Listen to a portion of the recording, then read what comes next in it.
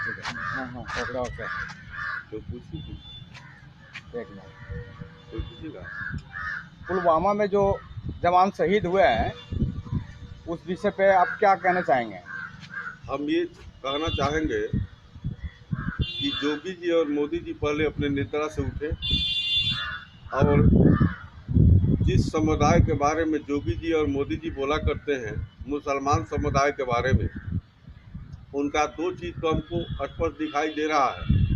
एक तो निद्रा से उठना नहीं चाहते हैं, दूसरा निद्रा के चक्कर में हमारे पूरे भारतवासियों को आहूत करना चाहते हैं, और तीसरी मुद्दा हमारी ये है कि जिन मुसलमानों का वो विरोध करते हैं उसमें हमारे सैनिक सुरक्षा बल में वो लाल 3 जो है मुसलमान के भी रहे हैं, उनके बारे में वो क्या सोच रहे हैं।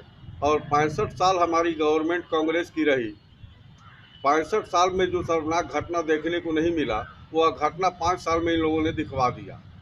उससे भी बड़ी शर्म की बात यह है कि जिस भगवान राम का ये लोग नाम लेते हैं, उसी भगवान राम के बारे में थोड़ा ये लोग अध्ययन अगर करते कि भगवान राम अपने महामंत्री को भेजे अपने क्षेत्र में पता कराने के लिए कि हमारे विषय में जनता के दिल में क्या है, तो महामंत्री इनके भगवान राम से आके नहीं बता सका, तो भगवान राम ने स्वयं अपने क्षेत्र का निरीक्षण किया और जनता का बात सुनते हुए सीता जी का परित्याग किया। तो मैं मोदी जी से और योगी जी से ये कहना चाहता हूँ कि आप लोग भी जरा अपने आवाज़ से, अपने निद्रा से बाहर निकल के आके जरा देखिए कि जनता आप लोगों के प्रति क्या विश्वास कर रही है, जनता आपको किस नज़रिए से देख रही है। ये मैं चाहूँगा, और मैं ये चाहूँगा कि भारतीय जनता पार्टी अपने रवैये को बदल दे। उनके बगल का जनपद कुशीनगर में पुलिस चौकी के 2 कांस्टेबलों ने उस लड़की को छेड़ दिया। हम भी पूछते हैं कि सुरक्षा कर्मियों को भरोसे हमें प्रदेश और देश को चलाना है, अगर वही शर्मनाक मामले का अंजाम देते रहे तो हमारा क्या होगा। अच्छा ये बताइए किस जनपद का मामला है पुलिस चौकी का? कुशीनगर जिले में ये चटाहा थाना का पुलिस चौकी है, मनसा छापर। उसी में युवक बालिका के साथ इस तरीके का घटना मामला हुआ। अब तो पुलिसकर्मियों ने किया। अगर कभी ऐसा काम करते चले और इस तरीके की घटनाओं का अंजाम देते चले तो फिर आम आदमियों का क्या होगा? यही मैं पूछ रहा हूँ सरकार चलाने वाले जिनके हाथ में पूरे यूपी का और हिंदुस्तान का बागडोर है, उनसे पूछना चाहता हूँ कि जिस व्यवस्था के बल पे आप चलते हैं, अगर वही व्यवस्था चरमराने लगे तो हमारे देश की जनता की क्या होगी। ये पूरा परिचय दीजिए। तो मेरा नाम संदीप राय है, मैं देवरिया लोकसभा लड़ने की तैयारी में हूँ।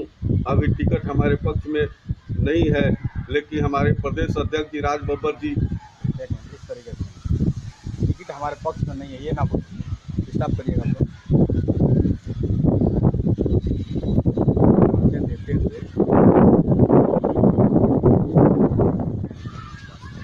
और मैं देवरिया लोकसभा कांग्रेस पार्टी से चुनाव लड़ने की तैयारी कर रहा हूं।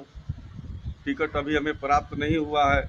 हम अपने प्रदेश अध्यक्ष श्री राज बब्बर जी से भी याचना और निवेदन किया हूं, राष्ट्रीय अध्यक्ष जी से भी किया हूं, पूर्वांचल की प्रभारी प्रियंका जी से भी किया हूं, और हमारे राष्ट्रीय अध्यक्ष जी स्वयं गए हुए थे घटनास्थल को देखने।